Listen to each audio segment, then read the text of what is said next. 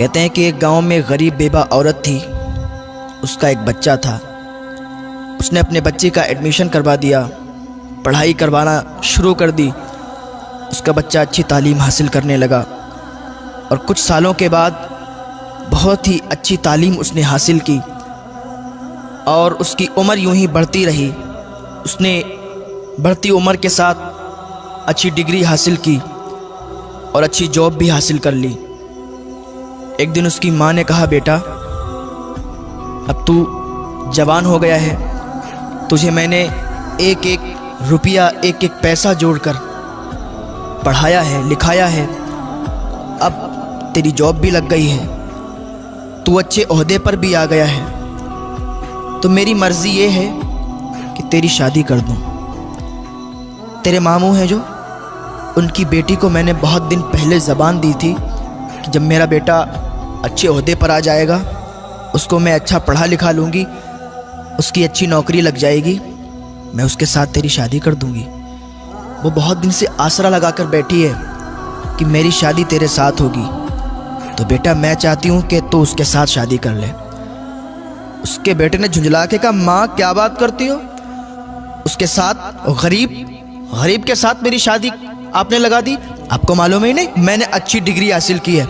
आपको ये नहीं मालूम है मैंने अच्छी तालीम हासिल की, अच्छी पढ़ाई हासिल की है और मैं एक अच्छा ओहदेदार इंसान हूँ, मेरी अच्छी जॉब है, मैं उस गरीब इंसान से कैसे शादी कर सकता हूँ? माँ सोच समझ कर बात किया करो। जब इतनी बात उसने कही ना, उसकी माँ के कलेजे पर एक छुरी सी चल गई। उसकी माँ का कलेजा हिल गया कि जिस बच्चे को परवान चढ़ाया, जिस बच्चे को इतनी अच्छी तालीम दी, लोगों के बर्तन धोकर, लोगों के कपड़े धोकर, बर्तन मांज के पैसे इकट्ठे किए, और आज इसकी रिश्ते की बात कर रहे हैं तो ये गरीबी की बात कर रहा है। इसे नहीं मालूम कि मैंने किस गरीबी की हालात में इसको पढ़ा लिखा कर बड़ा किया और अब इसकी जॉब लग गई, अच्छे पैसे आने लगे। ये भूल गया अपनी असलियत को। उसने अपने दिल ही में सोचा। जब उस तक बात पहुंची लड़की तक, लड़की बड़ी मायूस हो गई, उसका दिल टूट गया। इधर माँ का भी दिल टूट गया, उधर लड़की का भी दिल टूट गया।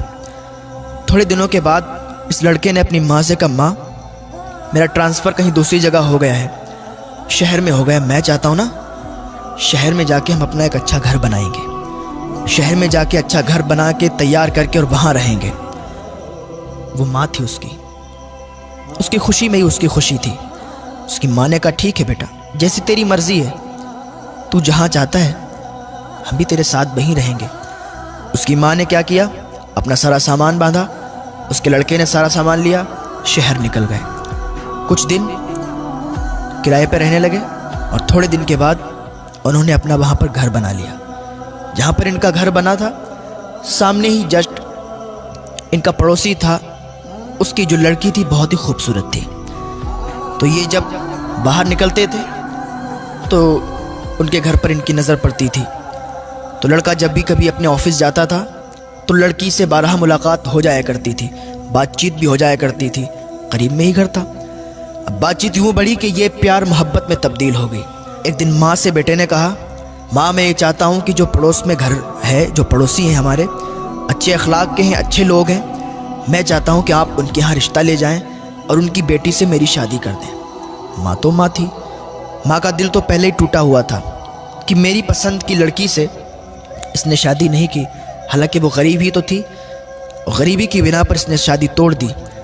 चलो बहरहाल बेटा ही तो है मेरा, जो ये कहता है मानना पड़ेगी। उसकी माँ पड़ोसी के घर में रिश्ता ले गई।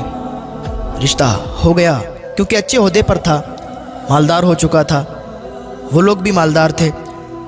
रिश्ता हो गया और कुछ ही दिन के बाद शादी हो गई। शादी होके बहू घर में आ गई। माँ की तो तमन्ना ये होती है कि जल्दी से मेरे बेटे की शादी हो और जल्दी से हंसता खिलता परिवार हमारा हो जाए, बच्चे हों उसके, और जल्दी से हम दादी बन जाएं।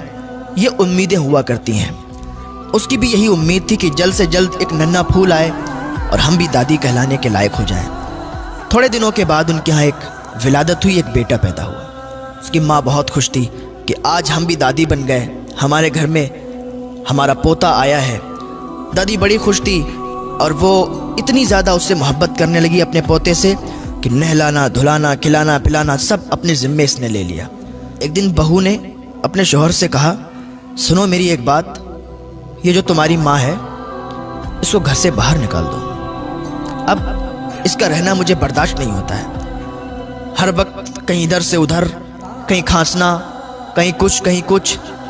मैं ये चाहती हूँ कि ये घर से निकल जाए। उसके लड़के ने कहा, क्या बात करती हो, मेरी माँ है, मेरी माँ है, मैं उनको कैसे घर से बाहर निकाल सकता हूँ। लड़की ने कहा, अगर नहीं निकाल सकते हो तो उसे समझा दो कि वो सही बर्ताव करे, सही सलूक करे और ज़्यादा चहल पहल घर में ना रखे। उसके शौहर ने कहा, ठीक है, मैं अपनी माँ को समझा दूंगा। वो माँ जिसने बचपन में उंगलियां पकड़कर इसको चलाया, घुमाया कि एक दिन ये हमारा सहारा बनेगा, आज कहता है मैं उसको समझा दूंगा कि इधर उधर ना जाया करे, ज़्यादा बातचीत मत किया करे, शांति के साथ बैठी रहा करे। ये बेटा अपनी माँ के बारे में कह रहा है, अपनी दुल्हन से, अपनी बीवी से।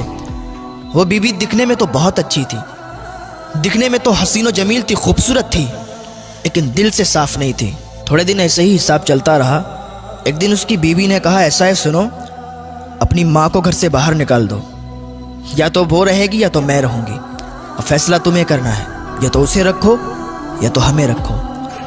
उसके शौहर ने कहा, ठीक है, ऐसा करते हैं, हम किसी रिश्तेदार के यहाँ इनको भी थोड़े दिनों के लिए भेज देते हैं। बेटे ने क्या किया, अपनी माँ को अपने एक रिश्तेदार के यहाँ भेज दिया। उसकी माँ वहाँ रहती रही, काफ़ी दिनों तक रहती रही।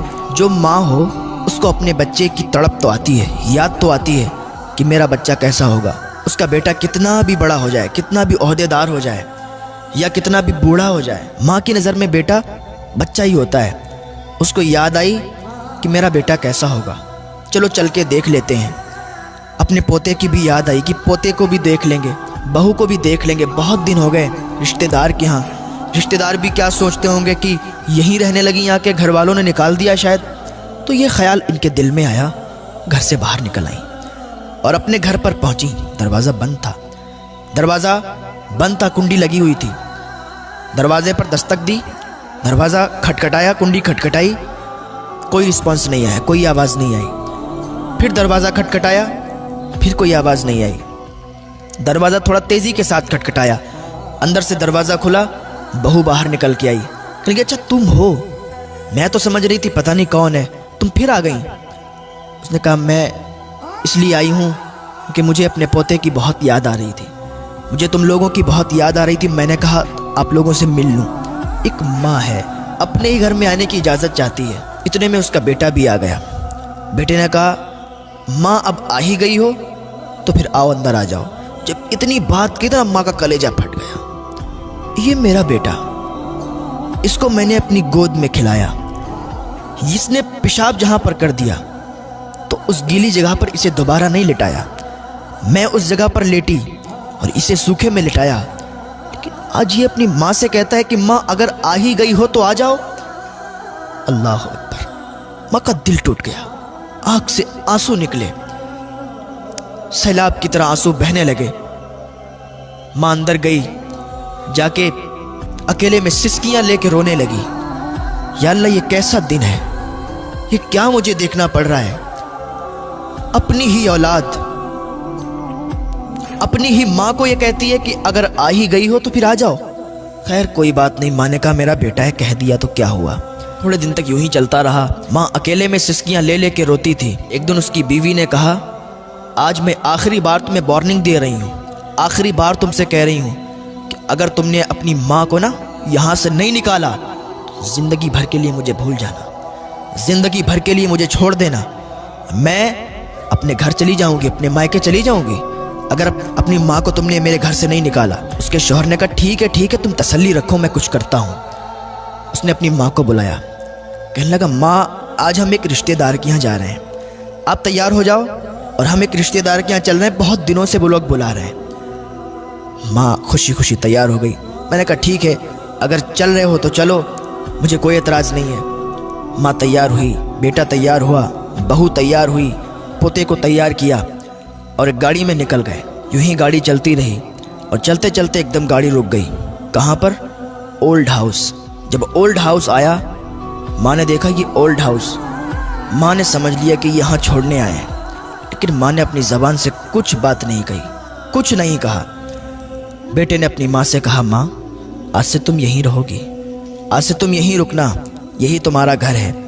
माँ ने कहा ठीक है बेटा, जैसी तुम्हारी मर्जी। माँ को ओल्ड हाउस छोड़कर बेटा वापस आ रहा था। उसको याद आ रही थी कि माँ को छोड़ आए बीबी के कहने पर। ऐसे उसके दिल में ख्याल आ रहे थे कि अभी एक आवाज़ आई।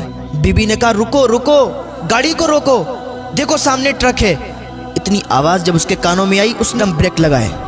जैसे ही ब्रेक लगाए तो एकदम गाड़ी पूरी नाच गई और ट्रक के सामने आ गई और पूरी गाड़ी ट्रक से टकरा गई। गाड़ी चकनाचूर हो गई। उसकी बीवी वहीं पर मर गई और उसके बच्चे को कुछ नहीं हुआ, वो सही और सालिम रहा। और उसके पैर कट गए, वो लंगड़ा हो गया, अपाहिज हो गया। उसको अस्पताल भेजा गया, उसका ट्रीटमेंट करवाया गया। जब वो अस्पताल में था तो अपनी माँ को याद करता था, कहता था माँ तू कहाँ है, ओल्ड हाउस से जल्दी आ जा। माँ तेरी बहुत याद आ रही है। माँ मैंने तेरे साथ बहुत बुरा किया। माँ मैंने तुझे अपनी बीवी के कहने पर ओल्ड हाउस छोड़ा। मेरी माँ मुझे माफ़ कर दे, तू मुझसे मिलने के लिए आ जा। जब लोगों ने बताया उसकी माँ को तेरे बेटे के साथ ये हाल हुआ, उसकी माँ का कलेजा फट गया। उसकी माँ ने फ़ौरन अल्लाह की बारगाह में हाथ उठा दिए और अपने बेटे के लिए दुआ की और अपने बेटे के पास गई और बेटे से कहने लगी, बेटा तूने मेरे साथ बुरा किया, अल्लाह को ये पसंद नहीं आया। क्योंकि जो माँ को नाराज़ करता है ना, खुदा भी उससे नाराज़ हो जाता है। और जिससे खुदा नाराज़ हो जाता है ना, उस पर ज़रूर खुदा का कहर आता है। क्योंकि अल्लाह तो क़हार व जब्बार है। तूने मुझे नाराज़ किया, अल्लाह भी नाराज़ हुआ और तेरे साथ ये हुआ। बेटा अब मैं तुझसे नाराज़ नहीं हूँ, तो याद रखे माँ को कभी तकलीफ़ ना पहुँचाना, बाप को कभी तकलीफ़ ना पहुँचाना। माँ को कभी परेशान मत करना, बाप को कभी परेशान मत करना। माँ बाप की उम्मीदों पर हर वक्त खरा उतरना। माँ बाप की ये तमन्ना होती है कि मेरे बच्चे जब जवान होंगे तो मेरे बुढ़ापे का सहारा बनेंगे। माँ बाप के बुढ़ापे का सहारा बन के भी दिखाओ। माँ बाप को सुकून दो, माँ बाप की खिदमत करो, माँ बाप की सेवा करो।